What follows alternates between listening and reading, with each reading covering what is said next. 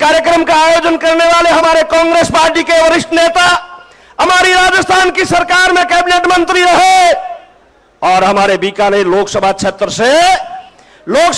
से कांग्रेस के प्रत्याशी रहे हमारे नेता गोविंद राम मेघवाल जी का भी मैं धन्यवाद ज्ञापित करना चाहूंगा। इनका भी जोरदार तालियों की गड़गड़ाहट के साथ आभार व्यक्त करें कि आपने आज हजारों की संख्या में इन कार्यकर्ताओं को बुला करके इस बात का संदेश दे दिया है कि बीकानेर के अंदर कांग्रेस का कार्यकर्ता इस भारतीय जनता पार्टी के साथ लड़ने के लिए तैयार है। याद करो वो 90,000, याद करो वो 90,000 बंदी पाक जवानों को, याद करो शिमला समझौता, इंदिरा के एहसानों को। हम जिस झंडे के नीचे खड़े हैं वो कांग्रेस पार्टी का तिरंगा झंडा है।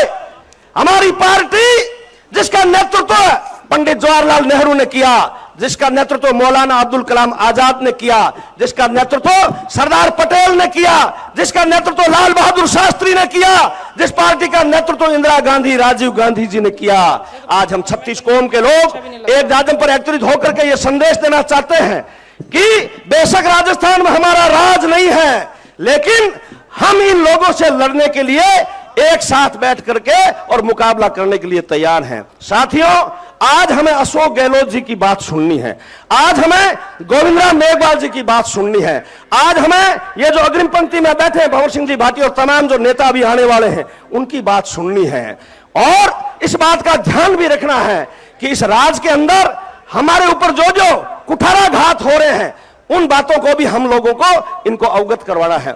आज आप देख रहे हो राजस्थान के अंदर एक स्मार्ट मीटर के नाम से बहुत बड़ी एक लूट मचाई जा रही है। स्मार्ट मीटर लेकर के बिजली विभाग के कर्मचारी और अधिकारी गांव गांव ढाणी ढाणी घर घर घूम रहे हैं। तो आज हमें इस बात का संकल्प लेना है कि हमें उनसे मुकाबला करना है और गांव गांव ढाणी ढाणी जाकर के आज इस बात का संदेश भी देना है। यहां से संकल्प लेकर के जाएंगे कि हमारी राजस्थान की पूर्ववर्ती सरकार में जो जो योजनाएं अशोक गहलोत जी ने और कांग्रेस पार्टी ने हमें दी थी वो योजनाएं इस राज ने बंद कर दी है।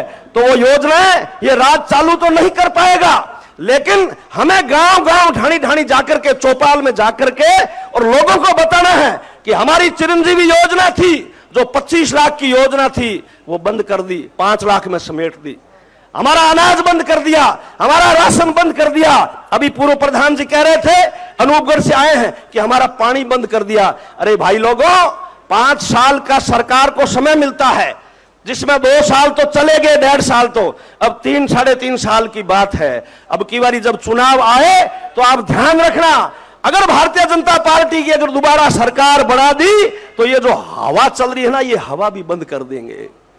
मैं धन्यवाद देना चाहूंगा बीकानेर लोकसभा क्षेत्र की जनता को कि आपने पिछले लोकसभा के चुनाव में एकदम नेक टू नेक, हालांकि ये चुनाव हम जीत रहे थे, बीकानेर लोकसभा सीट हमारी झोली में थी, लेकिन कहीं ना कहीं कोई चूक हो गई और मात्र 50,000 से हम चुनाव हार गए। हमने पिछले चुनाव 3-3 लाख, 2.5 लाख, 4-4 लाख से पीछे रहे। लेकिन मैं कांग्रेस पार्टी को धन्यवाद देना चाहूंगा और आप लोगों का भी आभार व्यक्त करना चाहूंगा कि गोविंद राम जी को टिकट देकर के आप लोगों के बीच में भेजा। तो जीत तो हम नहीं पाए, लेकिन मुकाबले में आगे तो आगे भी हमें ध्यान रखना चाहिए। हमें लड़ने वाला लीडर और लीडर हमें चुनना चाहिए। आपने देखा होगा आज से 4 महीने पहले नोखा के अंदर सैन समाज के 6 आदमी मौत के मुंह में चले गए कि नहीं चले गए? किसी ने उनके आंख का आंसू नहीं पहुंचा। 25 दिन बीत गए जब मैं गोविंद राम जी को और भाई कुकड़ा को वहां मिलाने के लिए लेके गया तो इनका दिल भी पसीज गया। इन्होंने कहा कि परिणाम कुछ भी हो सकता है, लेकिन हम इन सैन समाज के लोगों के लिए लड़ेंगे। ये लड़े कि नहीं लड़े?